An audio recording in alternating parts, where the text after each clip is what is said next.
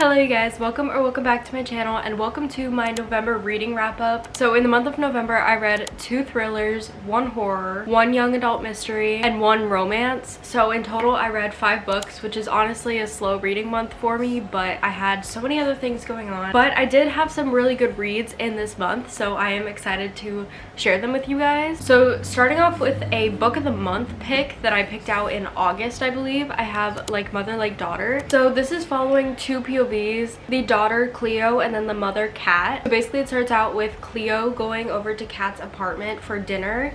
They don't have a great relationship, so it was kind of like a forced kind of meal. So once Cleo gets there, she finds burnt food, she finds her mom's bloody shoe, and there's no trace whatsoever of where her mom is, and it becomes a whole investigation of where her mom went. And then we learn more about Kat in her POV, and she's a lawyer, but she was doing a little stuff that she probably wasn't supposed to be doing, and at the same time she was getting anonymous threatening messages. And so you're kind of just learning the story as it goes on to find out what happened to Kat. And I don't know, it wasn't amazing. I definitely didn't love this at all, really. Like, I would recommend it because of the mystery element. I thought that was really good, but once it started getting into like the lawyer stuff and just some of the other things, it was a little hard to follow at times, and I got a little confused.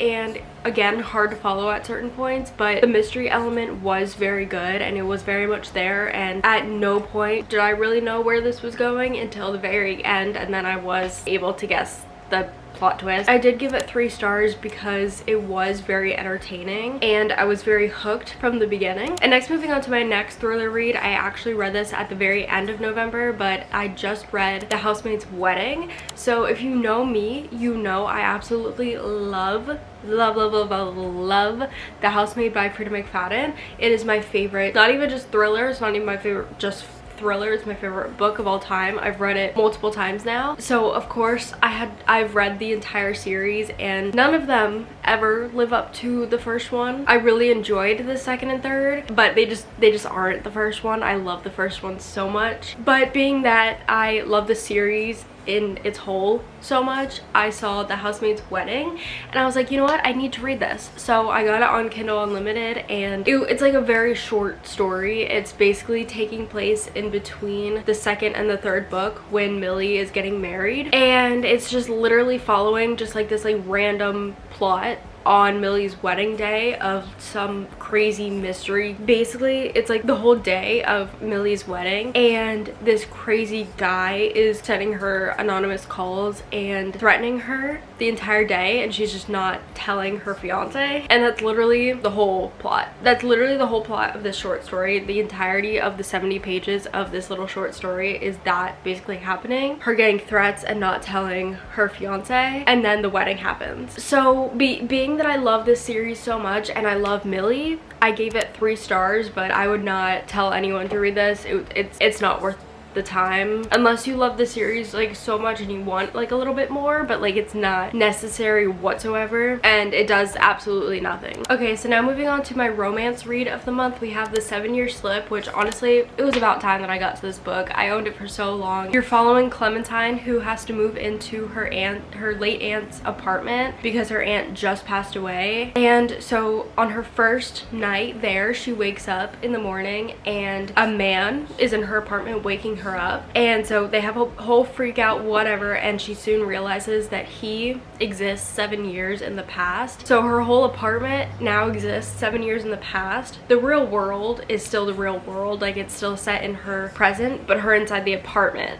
is 7 years in the past. And then the story goes back and forth between being in the past timeline, and you're following them in her 7 years past, kind of falling for each other and everything, and then it gets flipped into her present, which is then his 7 years in the future, and then you're following their story there, and it's just very different from the past because he's experienced 7 years that she missed out on. And so you're really just like getting like the whole story of growth and like change, but I just think it's such a beautiful story, and honestly just like really teaches you a lot about like life. It's a great like life story, and it's super fun because it's like the whole book, like it feels like a regular story, like it's just like this could happen to anybody, but then it has that magical element of the magic in the apartment that's going back and forth through time. So it was very interesting to read about that, and at first I wasn't really loving that because it was very hard for me to get used to the fact that everything was so real besides like that one little magical element. So this book did not give me like that 5-star feeling, so I believe I rated this 4.5 stars. It was amazing, and there was some parts that literally had me crying, but it just didn't give me that like 5-star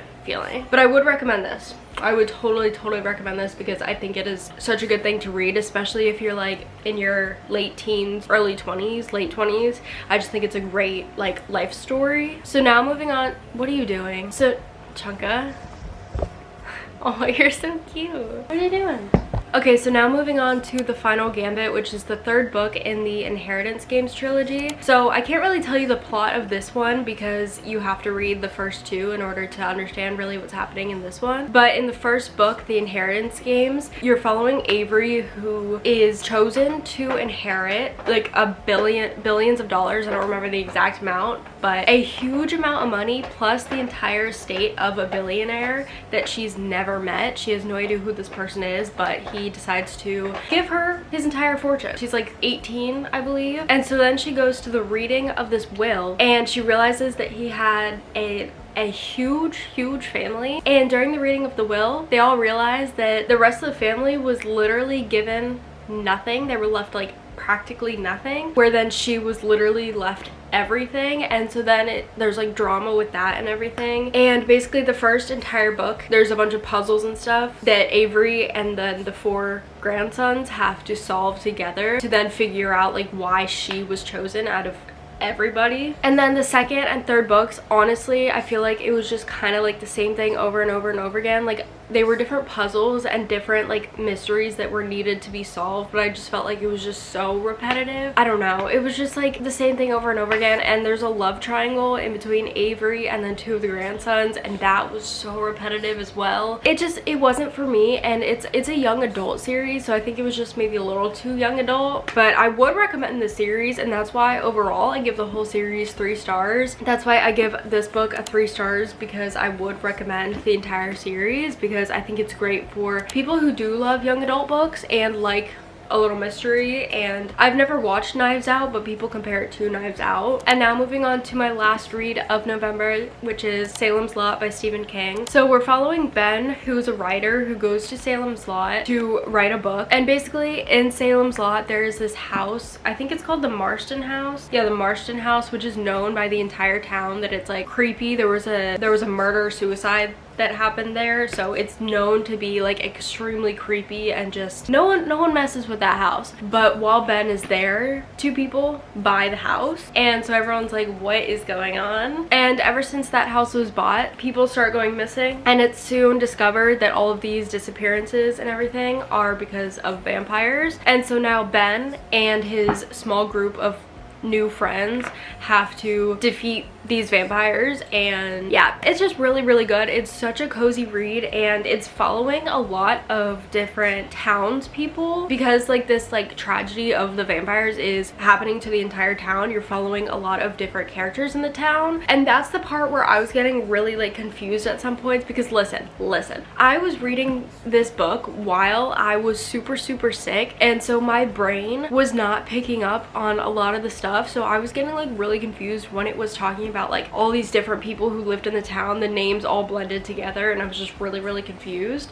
But if you are not sick and you have a lot of brain power, I believe that this is such a good read for you. It's so cozy, and if you like vampire stories, but even if you feel like you wouldn't like vampire stories, I feel like he does it. I feel like Stephen King does it in such an intriguing way where it's like it's not stupid or cringe or anything. I really like this, and I just love Stephen King. His books are just so good. So these are the Whoa. These are the 5 books that I read in November. I had like an average kind of reading month, nothing too incredible, but they were pretty good. These were pretty good, and I would definitely recommend a few of these. So thank you guys so much for watching this video. I hope you enjoyed, and I can't wait for next month for an even bigger monthly wrap up. So make sure to subscribe and like this video, and I will see you guys so soon. Bye!